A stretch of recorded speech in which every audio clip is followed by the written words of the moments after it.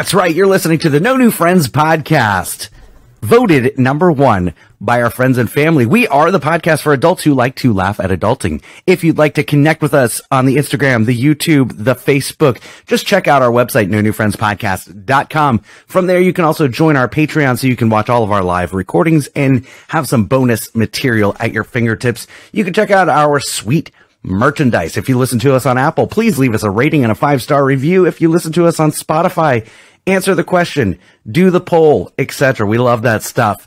My name is Scott. I am the host, and back from the dead, I'm an architect for her pain. Not only is she the queen of the sunrail, but she's the queen of quarantine, Mary. Mary. That's basically how I sound now. Mary. And our producer and co-host, the scumbag reselling hoarder himself, Chris. 2 chicks at the same time. Office Space? The Big Lebowski. No. Oh, The Big Lebowski. Big Lebowski. Also, a lot of adult films. Yeah, I feel like that's, but not what they don't say it. It's just the title. It's just the title. That is true. Yeah, I think usually it's not even the title. It's like the subcategory, right? Yeah. That's what you search by.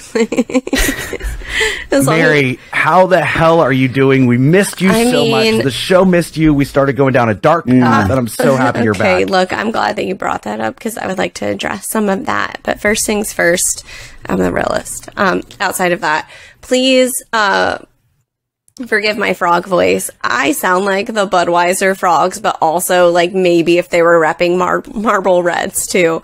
Like it's just never gonna go away. I think this is my voice now. Just it's like call me Mary Lynn. Not Mary Lynn. I think like we could probably come up with something better. Like my name is Esther. That's who I am. Esther. That's fair. I'm 76. I've smoked 2 packs a day for the past 72 years. That's what I feel like. So I'm doing let's fine. Recap. Yeah. Let's recap. Okay. So I see you.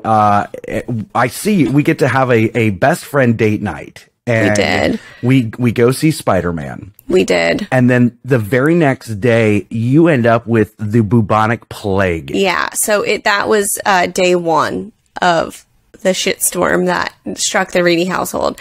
A terrible stomach bug ripped through my home. And I don't know, like, obviously, Chris, you don't know this, but when you have children and they don't feel well, they have a tendency to throw up on you. Like, they want you to like, they're like, hey, I don't feel good. Here, catch this. That's pleasant. I want you to hold it. So naturally, naturally, I caught it. I mean, I'm sure our audience knows this by now, but I have a terrible immune system. I literally am immunocompromised, so I get sick super Chris, pretty easily. much if you had something and we recorded a podcast, Mary would end up getting it. But like worse, like whatever the worst possible way of getting it, that's how I would get it. Like if you stub your toe, ouch, like it hurts over here. So literally, I think we ended our best friend's date night in, I would say 12 to 16 hours on the nose from when I got home. I also had the stomach virus / flu, but I am lucky enough to have a job that I can work remotely, which is great. But a big part of my job is talking to people over Zoom. So I had the camera turned off.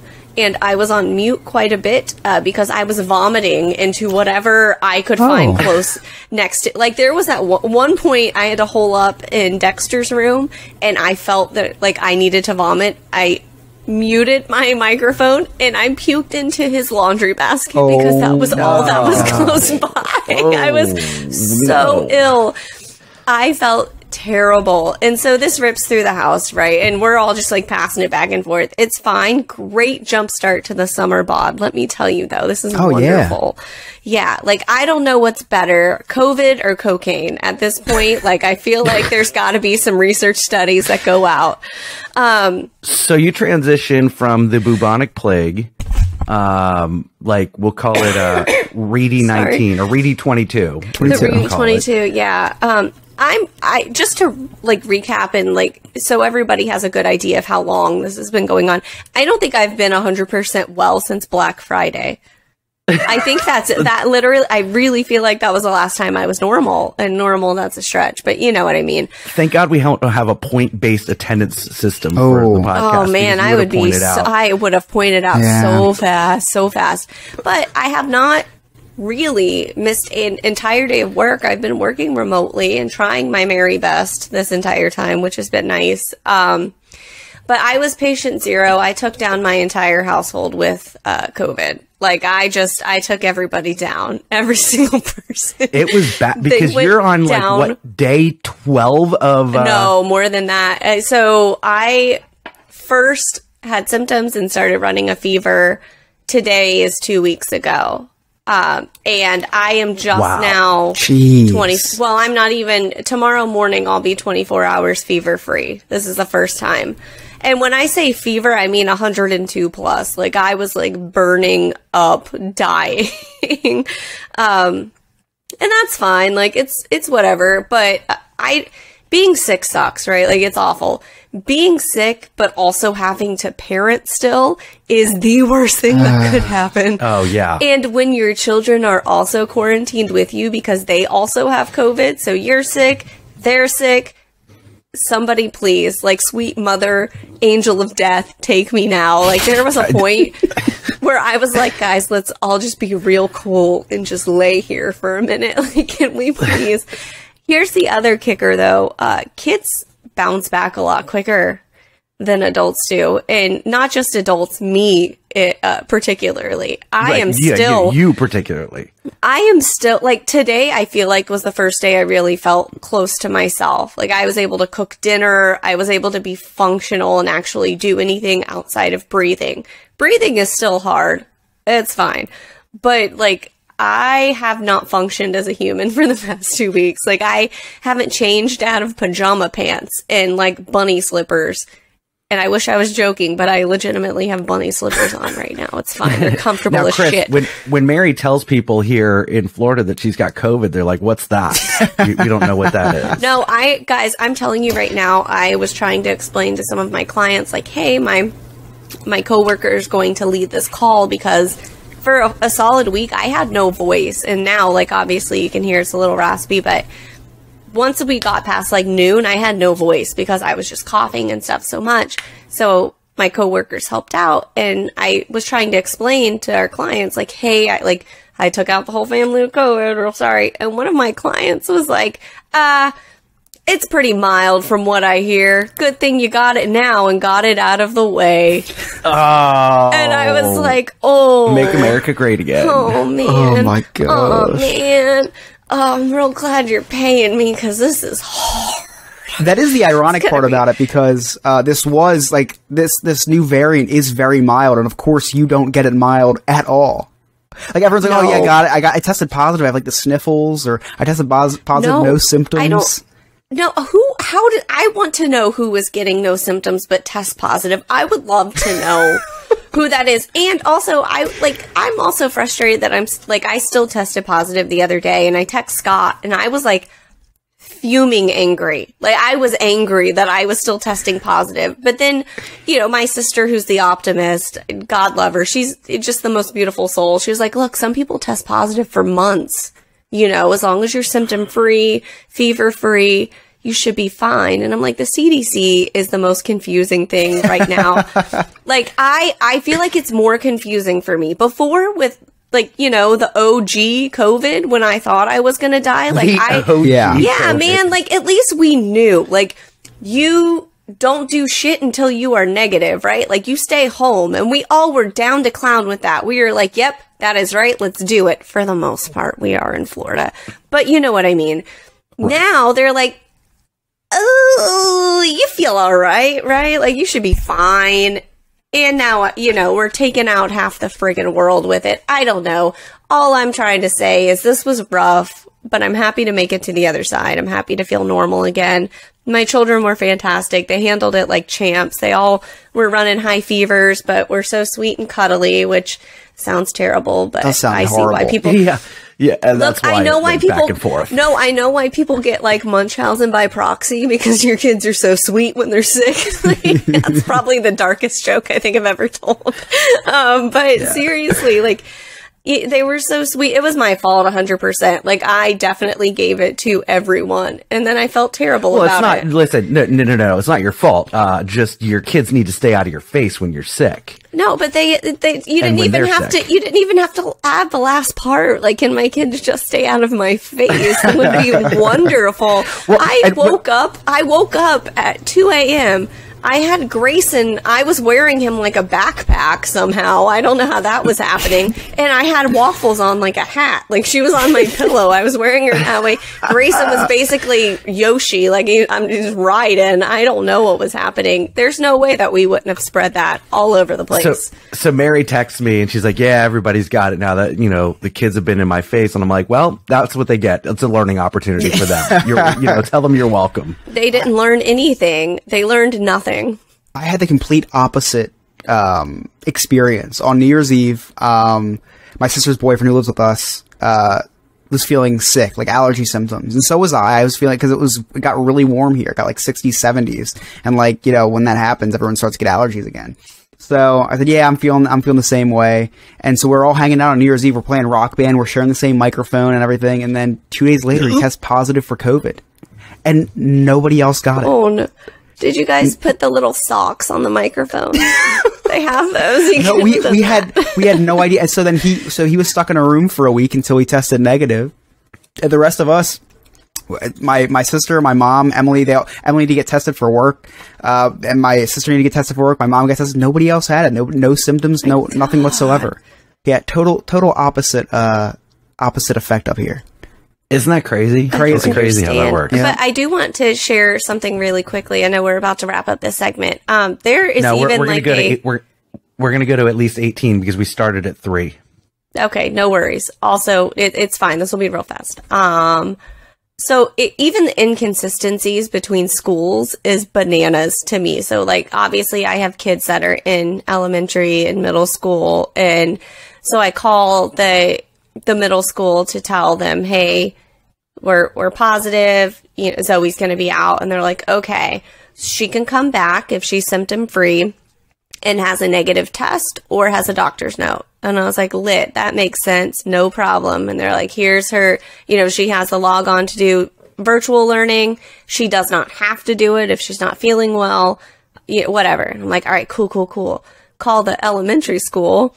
And they're like, okay, so when was the first day of symptoms? And I was like, well, for me, Monday, whatever date. So if we did 10 days, like, yeah, cool. They can come back on Tuesday. No problem.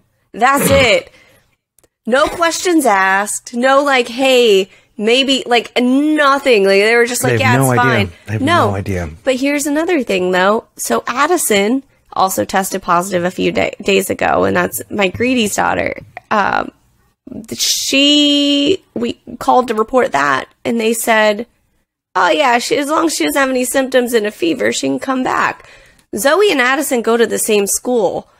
One person said Zoe needs a negative test and a doctor's note. Gosh. The other person was like, yeah, you're cool, you're chill, you come on back, girl. What the hell is happening right now? And we're wondering why they say that by the end of this spike, 80% of Floridians are going to have I don't doubt it. I'm like trying to think of what I did to get this, and I was like, public transportation has got to be it. And then there was those handrails I licked. I don't know. I don't know, man. But yeah, I missed you guys a lot. I listened to some of the episodes that I missed. And when I say some of the episodes, I mean just the last one, because I'm a terrible human.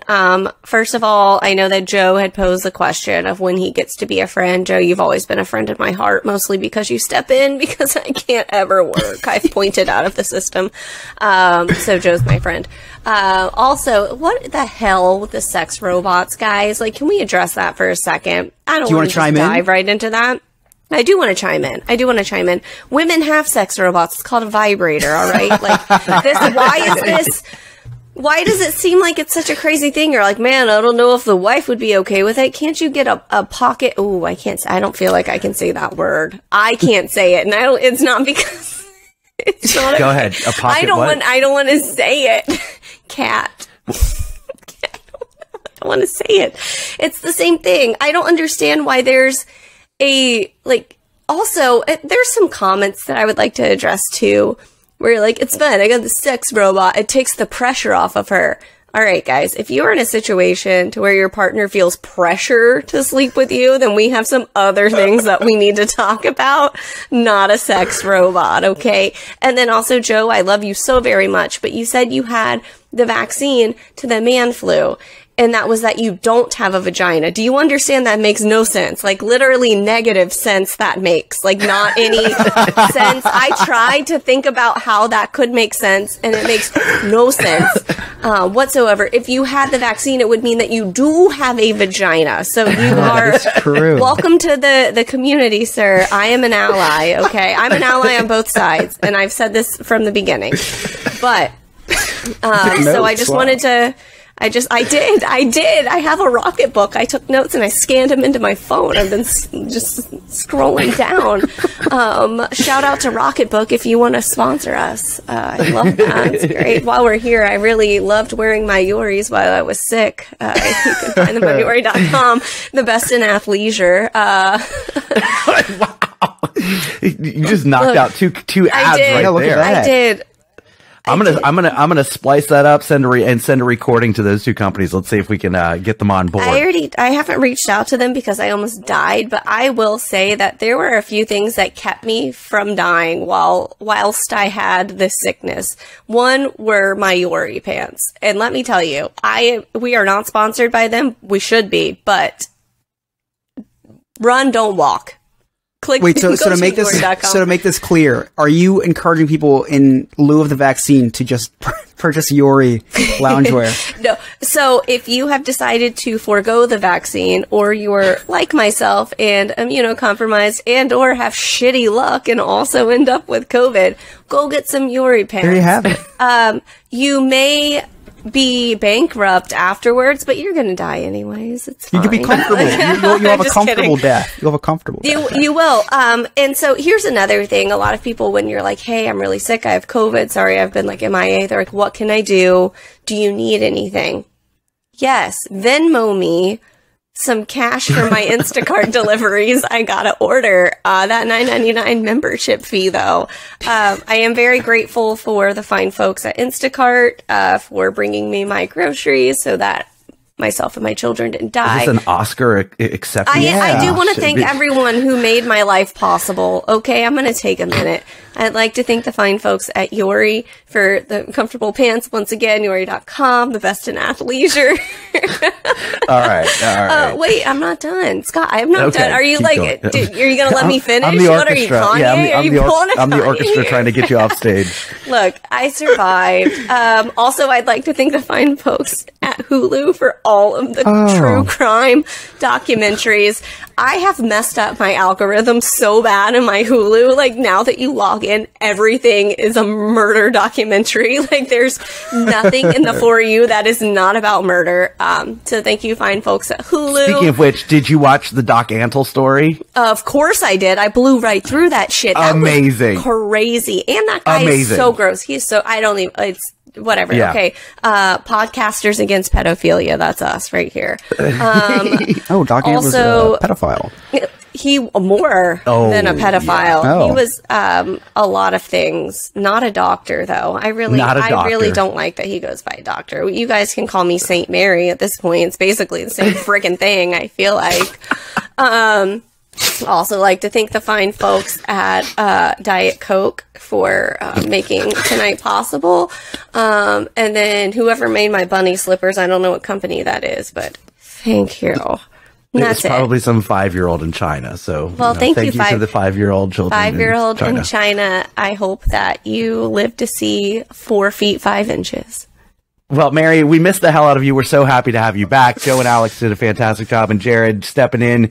But we are so glad that you're back. Me too. We're going to take a quick break. When we come back, I've been holding on to this story for weeks. That's right. I was a hero. I saved the day, saved the world, and we're going to talk about it when we come back. You're listening to the No New Friends podcast.